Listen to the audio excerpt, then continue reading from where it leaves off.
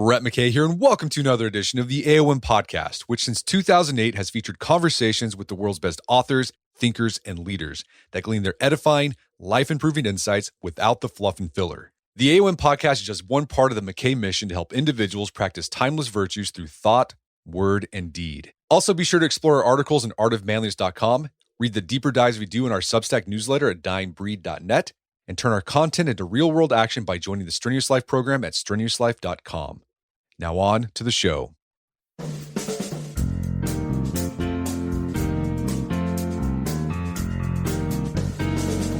Cold exposure has gotten a lot of attention in the past few years, with people dunking themselves in ice baths for the sake of their health and well-being.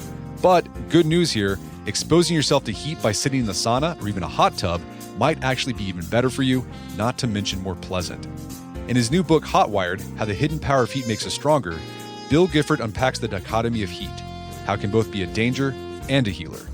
In the first part of our conversation, we dive into that former side, discussing what happens when your core temperature gets too high, why some people handle the stress of hot temperatures better than others, and how heat tolerance can actually be trained. We then talk about the advantages of heat exposure over cold exposure, and the benefits of heat for both body and mind, including how it can boost athletic performance and heart health, and may even be an effective treatment for depression. We also talk about how to get the most out of your sauna sessions and how Bill and I like to sauna. After the show's over, check out our show notes at awimp.is/heat.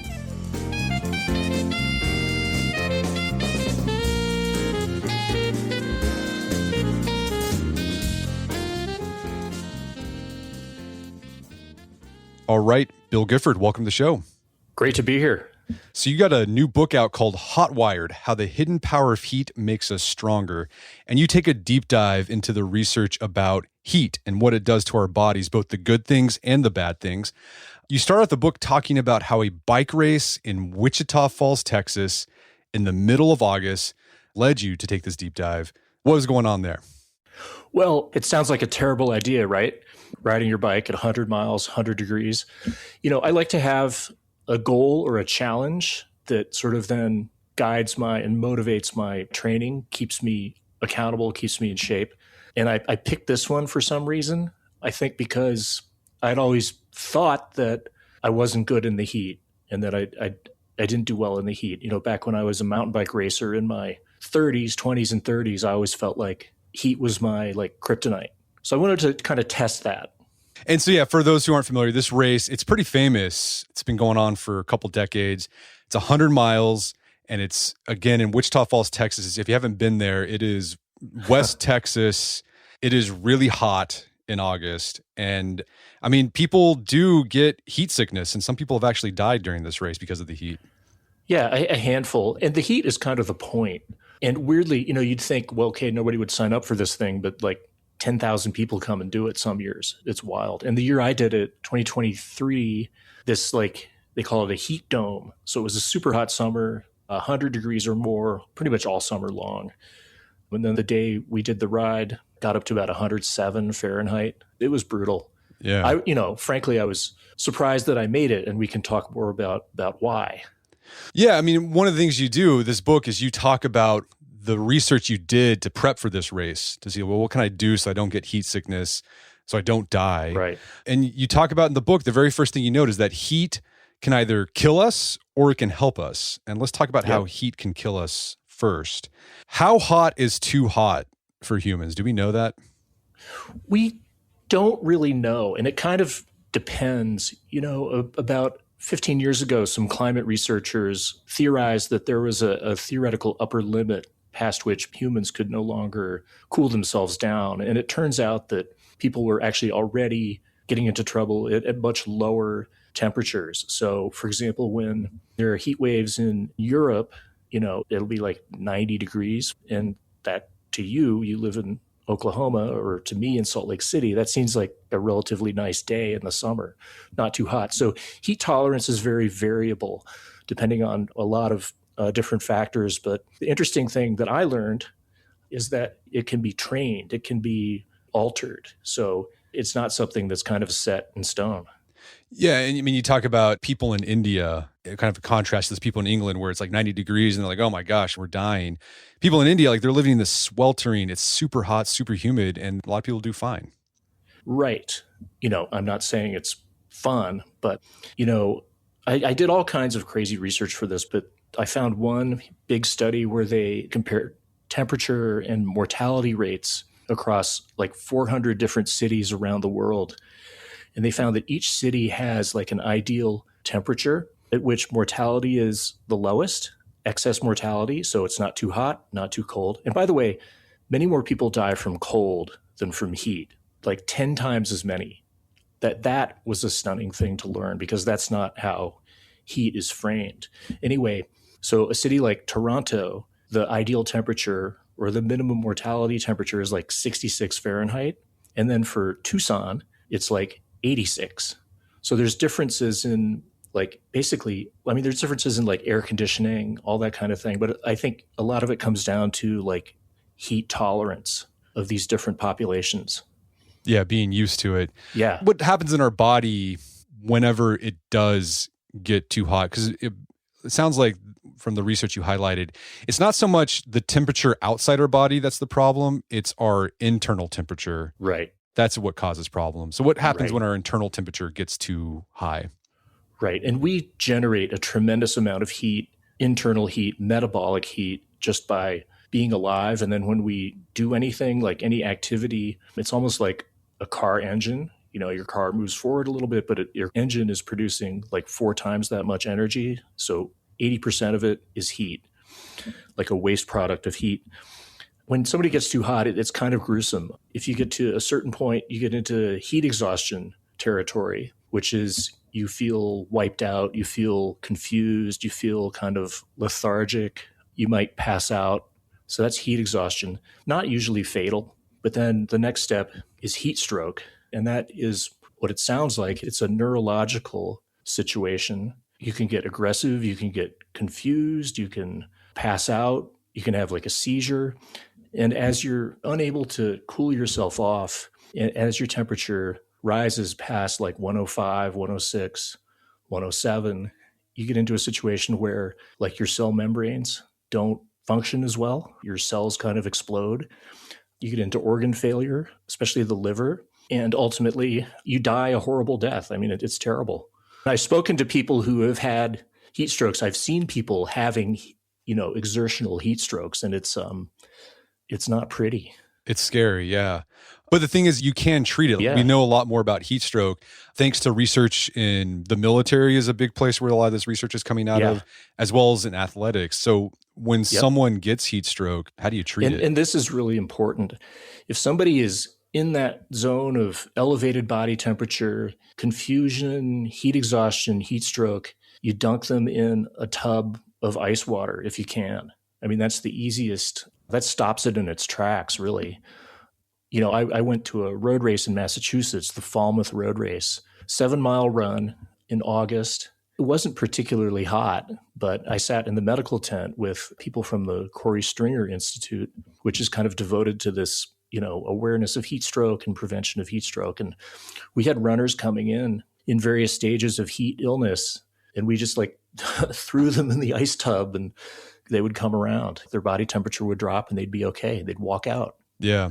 Nobody needs to die of heat stroke. I think that's the takeaway. That's the takeaway. And what's interesting about heat stroke, it can come on, like as you said, with this race that you went to, when it doesn't seem that hot outside. Suddenly.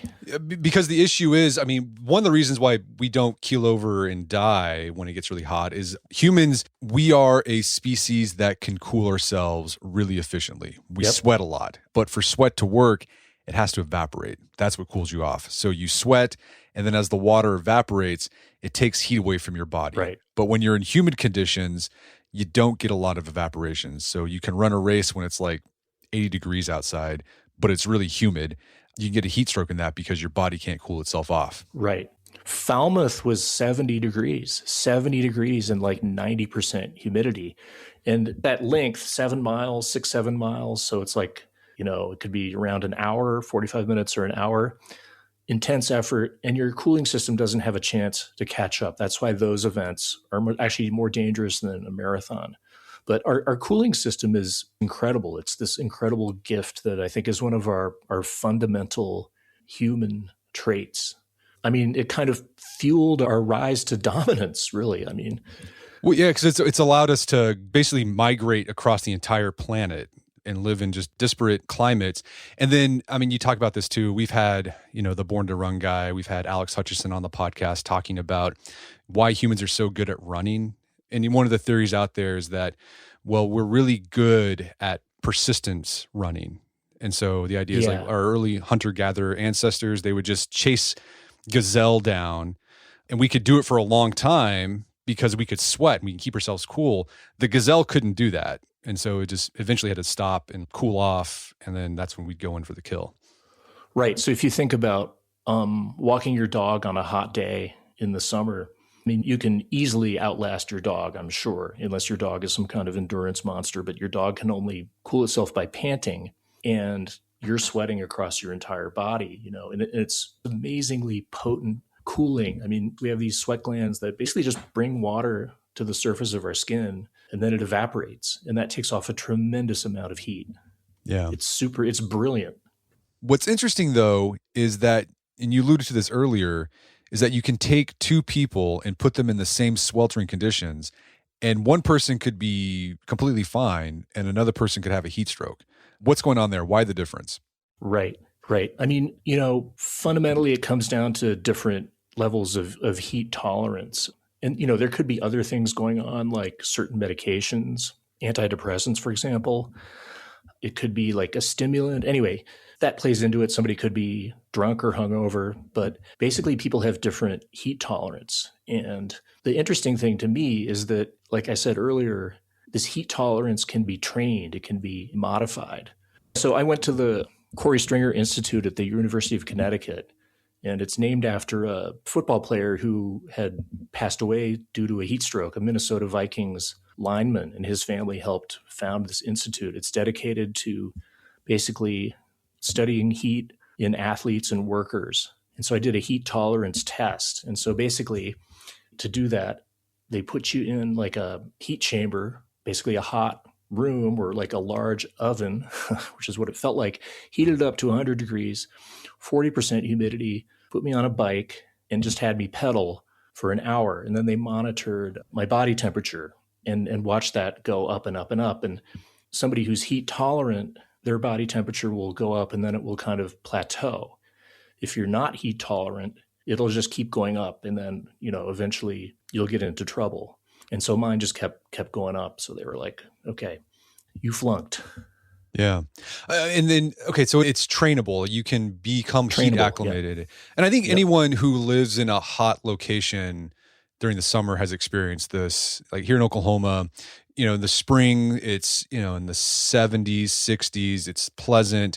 And then you have that first day that's above 80 degrees and you're like, oh, geez, this is unbearable. This is hot. And it's because you lost your heat acclimation during the winter and the spring. Yep. And then by the end of August, it's 95, but it feels more bearable because you've gotten used to it. Exactly. Yeah. So what insights did you get from this research lab about what you can do to become heat acclimated? Are there protocols? Do we know how long it takes to get acclimated to the heat? Yeah. So this sort of protocol actually dates back to the gold mines of South Africa 100 years ago. The mine owners used to think that, okay, every Black person is heat tolerant automatically because they live in Africa. Turned out not to be the case, and people died. So they came up with a heat testing protocol. And then people who were not heat tolerant, basically the cure or the protocol is deliberate heat exposure over time. And so they would have these miners go into a tent that's like 95 degrees. They set up these tents in the hospital, heated them up, and these guys would just shovel rocks for an hour. And they would do that 4 or 5 times, test them again. Then if they were okay, they could go work. So it takes like 4 or 5 sessions of an hour of getting your body temperature up to a certain level. For me, it was going out on my bike, ride for a while, get my body temperature up to 101.5 and kind of stay there for an hour. So I did that. Like 10 times as I was training for the Hotter Than Hell 100. And, I went into the ride thinking, this is like a bad idea. This is not going to go well. I was scared. And then I kind of got out there and got hotter and hotter and hotter. And like I was fine. Like I felt great. I couldn't believe it, actually. Like I had built up this heat tolerance by deliberately working out in the heat. So again, heat tolerance is trainable. Yeah, I think I should make the point. I made sure to be safe and monitor my core temperature as I did this. So I had a little device called a core, and it straps to a heart rate strap, and it senses and calculates your core body temperature. So I knew I was never getting into the danger zone. So it's really important for people who try this to be safe and not overdo it. And I think this also goes for what we're going to talk about, which is more the sort of heat exposure by choice, heat therapy, things like sauna. Yeah. Something else you talk about is that there are some athletes who are using heat acclimation or heat adaptation, not only to prevent keeling over in a race or a game, but also just as a performance enhancer. Yeah. So, as events like the Tour de France or the Olympics get hotter and hotter, heat has started to become, and heat tolerance has started to become a huge factor. And so they've had sort of star athletes and race favorites coming into these events and just completely bonking because they were fit, but they weren't heat tolerant. And it's two different things. And so athletes started training their heat tolerance.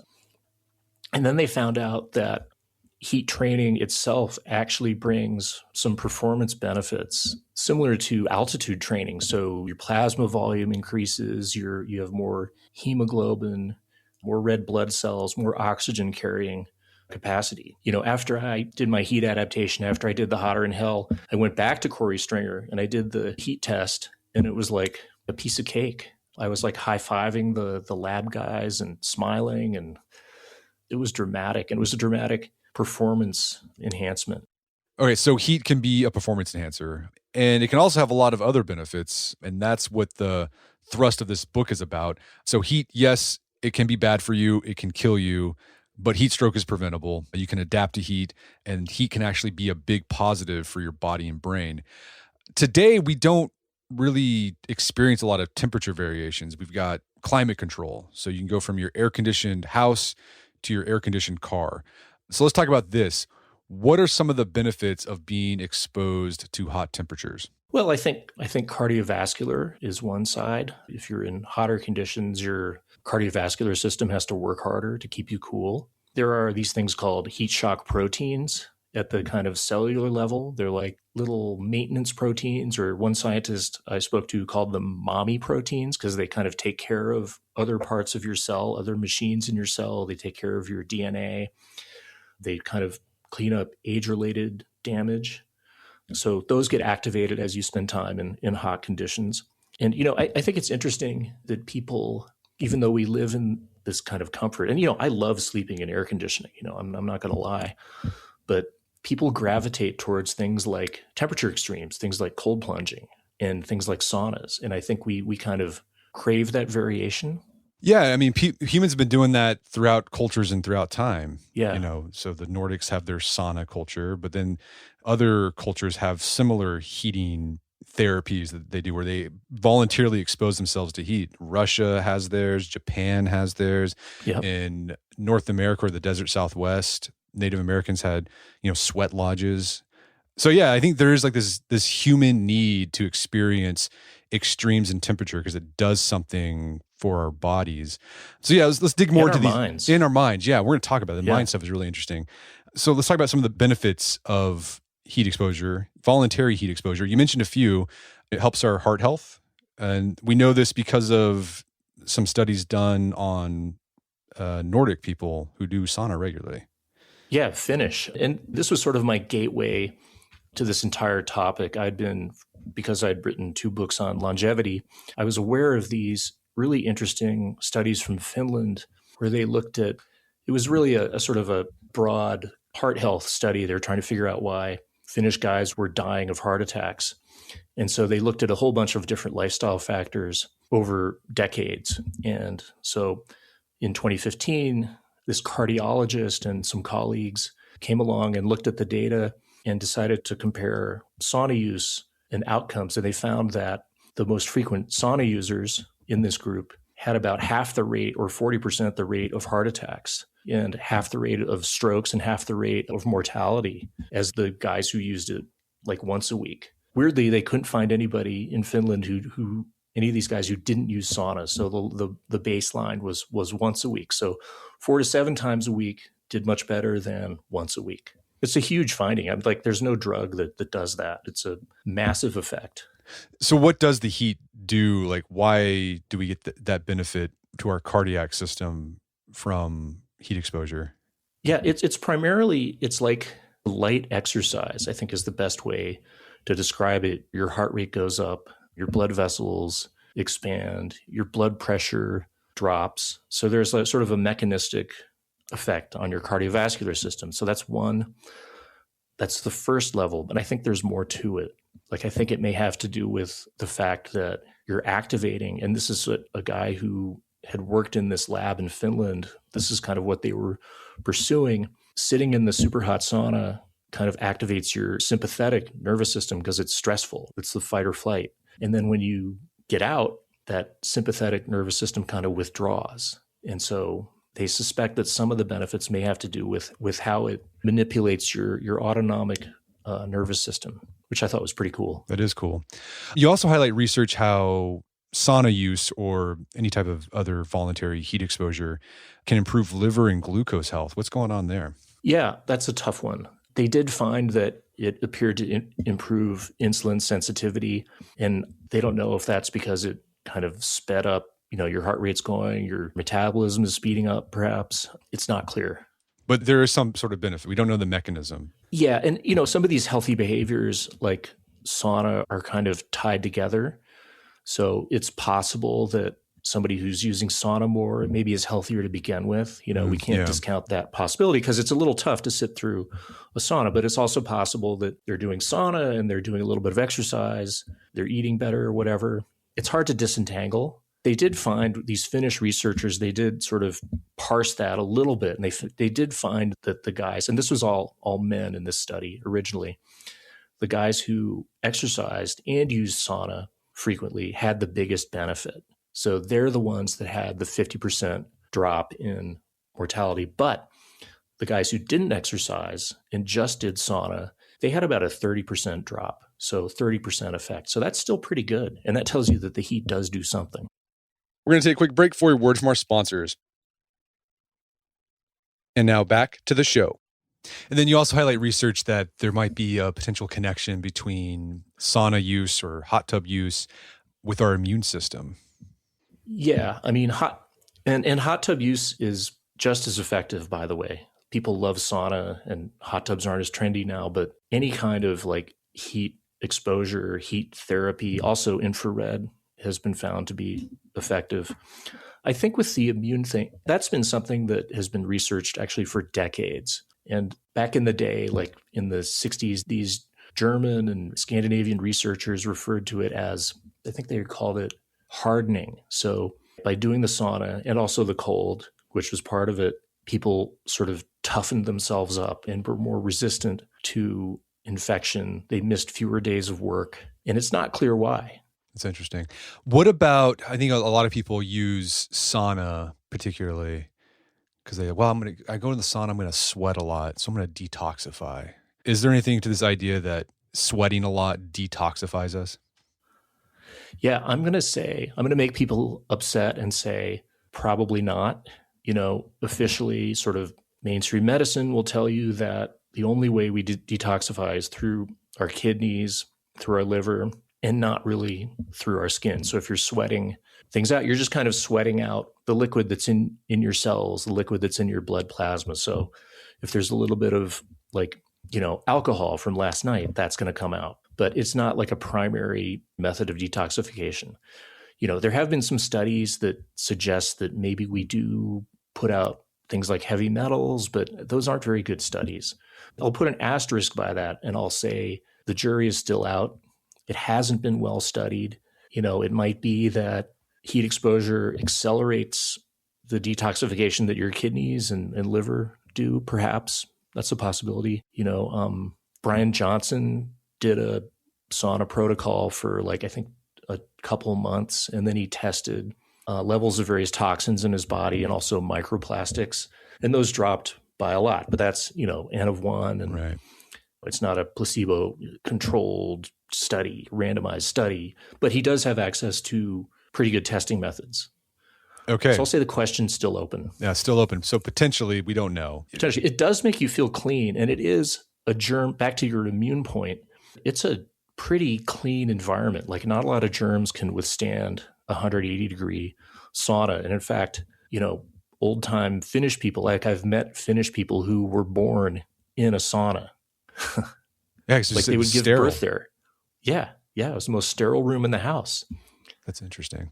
So you mentioned this idea of heat shock proteins. I've seen this research before. It's like, when you expose yourself to heat, you activate these heat shock proteins, and that can be good for muscle recovery and strengthen muscle gains. Is there anything to that? Possibly, but I think it has more to do with cellular resilience.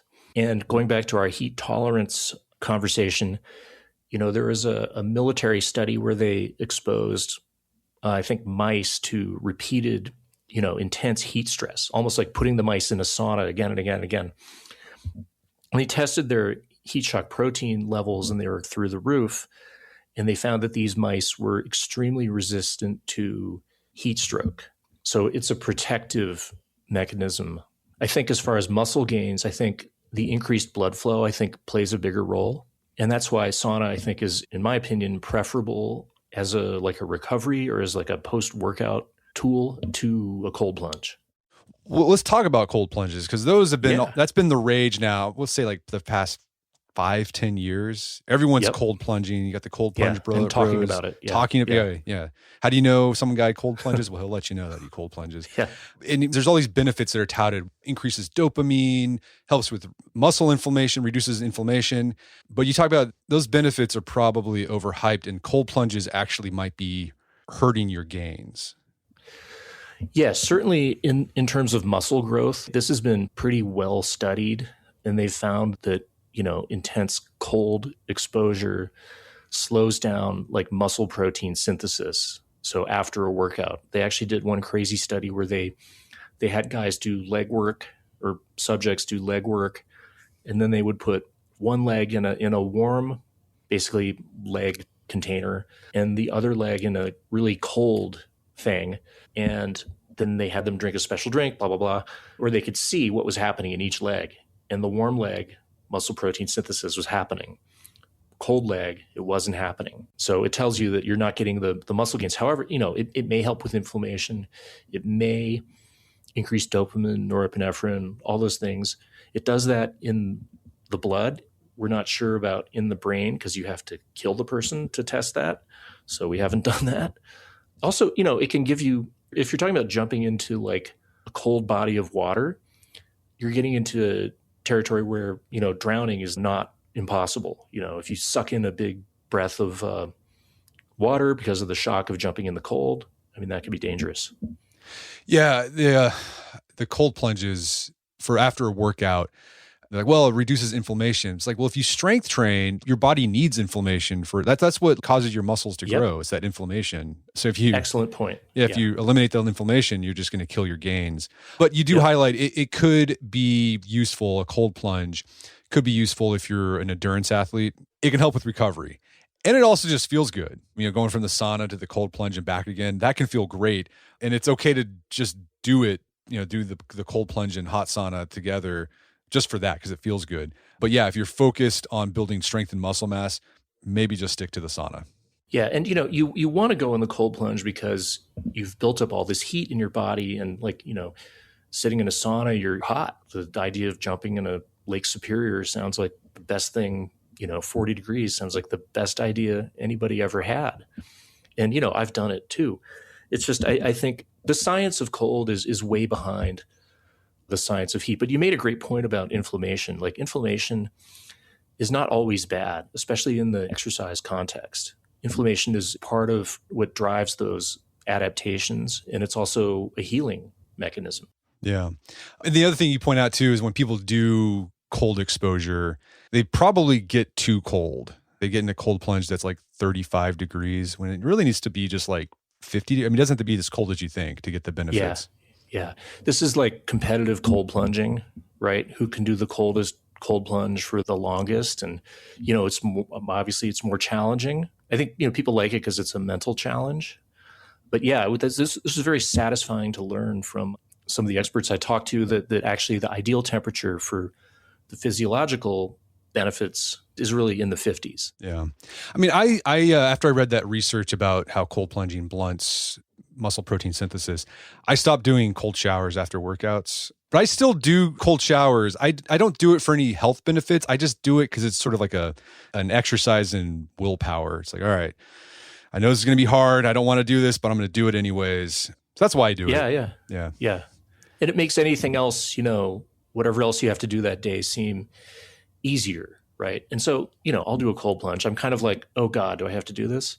I won't do it alone, but like if I'm at the sauna with my son, like we like to have little cold plunge duels. It's social. Yeah. It's a great father-son bonding activity. Yeah. Instead of playing catch. Do some cold exposure. So going back to the heat exposure, getting the benefits of it, what temperature do you need to get to in a sauna? And for how long do you need to expose yourself to that temperature to get the benefits we've been talking about? So this is interesting. Those Finnish studies, they asked the subjects about how hot was their sauna, how long did they stay in, but it was just a one-time questionnaire. So it's not super reliable. It did seem that the people who stayed in like 20 minutes at above 100, I think 176 Fahrenheit, did the best. I mean, having been to Finland, there aren't any saunas that are cooler than 176. That's on the cold end. I'm not sure we can definitively say that there is one protocol, and certainly not one protocol for everybody. However, it does appear that a lot of the benefits that I've talked about, and also some of the mental health benefits, so the heat adaptation, the heat shock proteins, those things, those happen when your core temperature gets up to 101.5 Fahrenheit. So I think that's like 38 Celsius. So you have to get up to a certain core temperature. That's kind of what it's all about. Gotcha. And there are ways you had this device that measured your core temperature that doesn't involve sticking up a probe. No rectal probe. No rectal probe Vaseline required. Yeah. And I did endure the rectal probe a few times. It's just a thing that they do. Right. Yeah. My sauna protocol, I have a sauna in my backyard, and I like to do it. I get it up to 190, and I'm in there for 20 minutes. Yeah, solid. That's what it is. And then if I have friends over for a sauna session, we want to talk, I'll put the temperature lower and turn it more into a sweat lodge. So it's like 120. And it allows us to talk for a long time. And then we just sweat a lot. And then at the end, we'll crank it up and get it really hot and then jump into the pool. Yeah. I think going back to our heat tolerance conversation, nobody should jump into a 190 degree sauna for 20 minutes out the gate, right? Just pay attention to your sensations and, pay attention to your body. I kind of go in I do 10 minutes at first, and then I kind of check in and like, okay, am I bored? Am I too hot? Am I not feeling it? Then I'll get out. If not, stay in a little bit longer. I kind of stay in past the point when I think about leaving. So I push that a little bit farther. And you have to make sure to give yourself enough recovery. Don't just go out for like 2 minutes and hop back in. You got to let yourself cool off. Yeah. And I drink a lot of fluids after. Yeah. Key. And electrolytes, by the way. This is where, most of us, in our French fry filled American diets, we don't really need a lot of extra electrolytes. Like we get plenty. But if you're intensively sweating, or if you're doing like hot yoga or the Hotter than Hell 100, you need some electrolytes too. Yeah. As I found the hard way. How'd you find out the hard way? Oh, I went to a sauna festival in Minnesota, and I was doing saunas all day long and, hanging out, and I had a couple beers, and I wasn't really paying attention to hydration or salt. And then the next day I woke up and I just kind of felt miserable, and I felt achy, like I'd run a marathon. Like I was just super beat up. And then I talked to somebody and they were like, oh yeah, like, did you have any electrolytes? Like, nope. Got to get those electrolytes. So I didn't drink enough, didn't have enough electrolytes. Yeah. And so, you also mentioned earlier that you can get these benefits from heat using a traditional sauna, like a Finnish sauna that uses wood or an electric stove to heat things up, an infrared sauna, hot tub. You can get the benefits with any of these things. Yep. Yeah. So one of the interesting sections that you have in the book, you talk about the mental health benefits of Right. heat exposure. And there's some researchers who are using heat exposure as a potential treatment for depression. This is coming out of a lab run by a guy named Charles Rizan. We've had him on the podcast before. Oh, have you? Okay. Yeah, that was episode number Oh, he's great. 585. This is a long time ago. So for Okay. those who haven't heard that episode and don't know about this research, what do we know about heat therapy as a treatment for depression? Well, Chuck is great. He's a real sort of intellectual explorer, and he looks at all kinds of things that might sound extreme or kooky. He's done a lot with like Eastern traditions.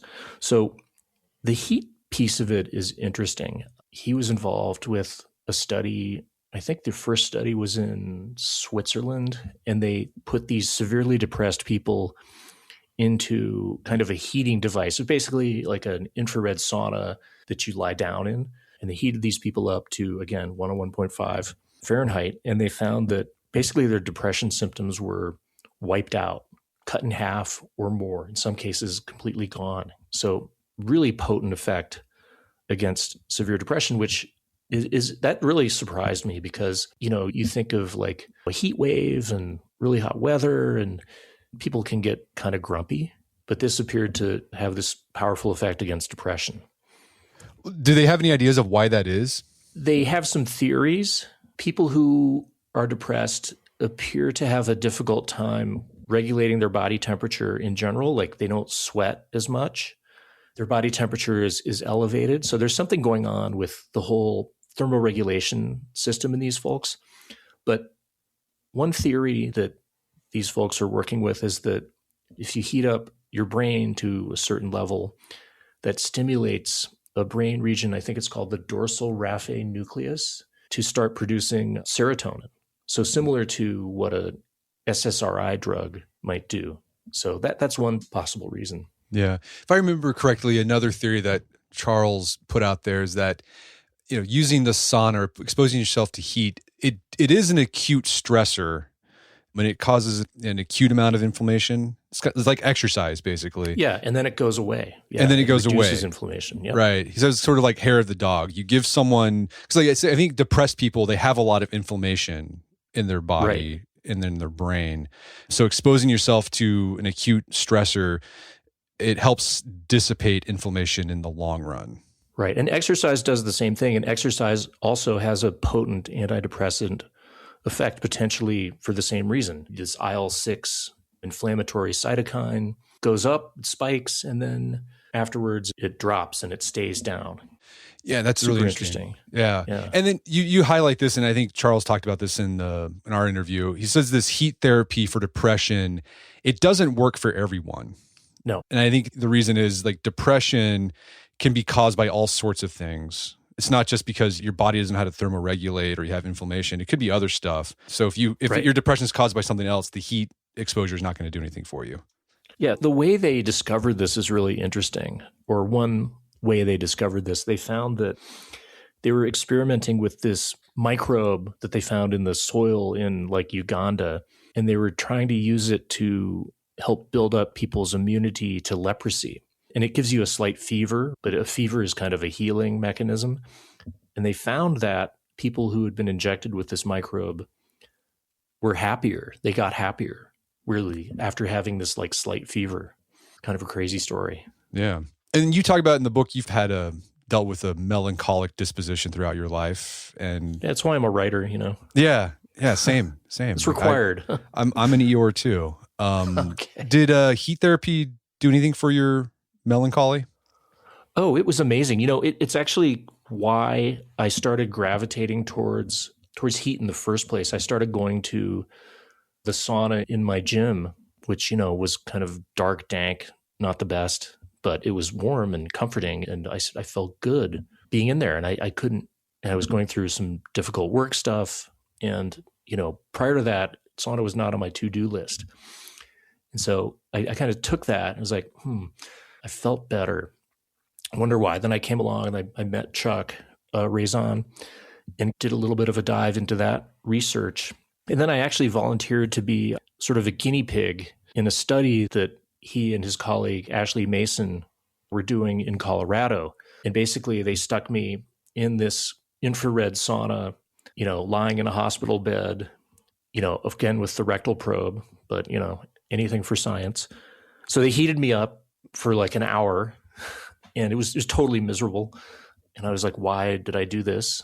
But, I was like kind of bummed out. So we did this, and then I hopped in a cold plunge, and I kind of went home to the hotel thinking, why the heck did I do that? But then like the next day, it was like the skies opened up and the angels were singing, and it was like, I hadn't felt this good in months. I couldn't believe it. It was like euphoric. It was amazing. Yeah, that was the thing that drew me to sauna. It was the mental health benefits. I'd go there. I'd have like this natural drive to go to the sauna whenever I was feeling really stressed out. Yep. And that's why I started it. And if it helps my cardiac health, great. And if it helps heat shock proteins, fantastic. But I do it primarily because it just makes me feel better mentally. Yeah, there's something about it. And I do the same thing. I go to the sauna place kind of near my house and spend an hour going in and out. And then I'm just driving home, and I don't care. Like somebody cuts me off, don't care. I can tackle the work things that I've been putting off. I'm just better to be around. Yeah. Afterwards. It's great. So I think when a lot of Americans in particular talk about hitting the sauna or doing heat therapy, we typically talk about it as a biohacking tool. Like we're like, oh, I want to improve my heat shock proteins and I want to improve my cardiac health, whatever. But you argue that taking this sort of like, it's a really reductivist view of heat therapy can miss the bigger benefits of heat exposure. What can Americans learn from Nordic sauna culture and heat therapy about some of those intangible benefits of exposing yourself to the heat? Right. And, those mechanistic benefits are real, but I think it comes down to how do you think about time? And so here we're like, everything we do has to have a purpose and a payoff, right? It has to have like a concrete, okay, I'm doing this, and I'm checking this box, and I'm taking down my blood pressure, and I'm activating my heat shock proteins. I think in more traditional sauna cultures and heat bathing cultures, it's really about taking time to, as one person told me, to slow down. So you're going to like a third space. You're not thinking about work. You're not thinking about status. You're not necessarily there for a concrete health benefit, but it's just like you're taking time for yourself or to be with your family or your friends and to do something that doesn't necessarily need to be quantifiable or productive. Yeah. And in those Nordic cultures, like saunaing it's a social activity. It's social. Yeah. I mean, the social benefits are tremendous, but I think if you're doing it by yourself, it's almost like a meditation. You're just slowing down. You're away from your phone. You're away from work. Yeah. For me, I mostly sauna by myself, but when I'm in there, it's like no phones are allowed. Yeah. And I'm just going to... Your phone doesn't work anyway. Right. I've taken my phone into a sauna before, and you'll eventually get this warning saying, your phone's too hot, take it out.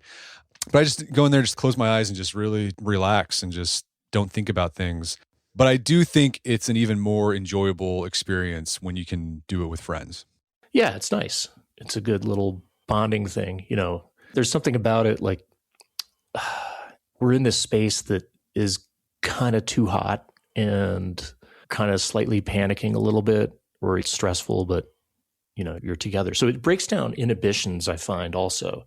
So like in New York, where people walk around with, their guard up, these social saunas are hugely popular. And you go in and like you talk to people. It's crazy. Well, yeah, you mentioned that in that study with the people about depression and sauna treatment. One of the things they noticed, talking. Yeah, people just start talking and they're just yapping. Yeah. And you did the same thing. You just started yapping to this. Yeah, I was just babbling like a madman. Yeah, that's really funny. And I'm not the chattiest person typically, but it somehow like broke down those inhibitions. What do your sauna sessions look like these days?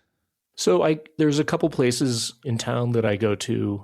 One place is super, super hot. And so I like debate with the guy, like, I think your sauna's too hot. But anyway, the cold plunge is awesome. It's like clean, which is, I think, an important quality in a cold plunge, especially a public cold plunge. So yeah, it's real basic, right? One thing I noticed cold plunges, and I've been wary about doing public cold plunges. Whenever I've done cold plunges, I have to pee. Like you immediately, like there's some response. I think there's some response in your body once you hit cold. Like you're just like, I need to pee. Yeah. So I couldn't imagine doing a public cold plunge. Because the only thing I'm thinking is like, people probably just you just ruined it for me, I think. Right? Yeah, I'm sorry.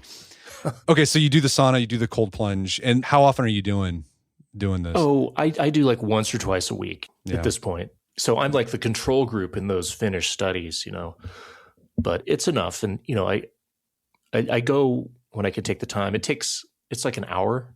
Yeah. And so in fact, I'm going to try to go today and get my kid to go. He's home from school. That'll be pleasant. So yeah, that's going to be the afternoon. And I go in the afternoon. I go at like 4. So I'm kind of done with any kind of productive writing I've had to do, because it's so relaxing that like I want to go to sleep afterwards.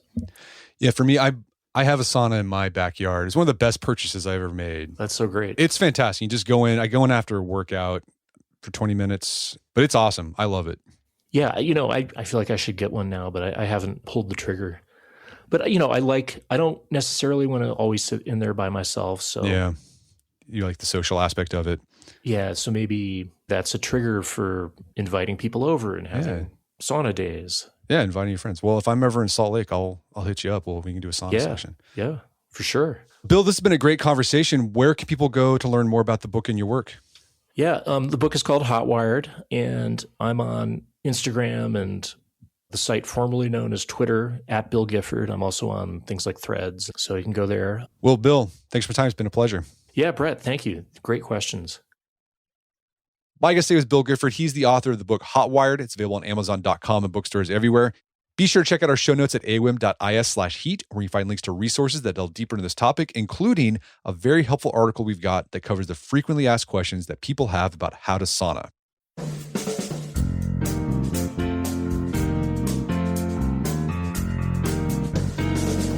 Well, that wraps up another edition of the AON podcast. If you haven't done so already, I'd appreciate it if you take 1 minute to give us a review on Apple Podcast or Spotify. It helps out a lot. And if you've done that already, thank you. Please consider sharing the show with a friend or family member who you think would get something out of it. As always, thank you for the continued support. Until next time, it's Brett McKay. Reminder to listen to the AON podcast, but put what you've heard into action.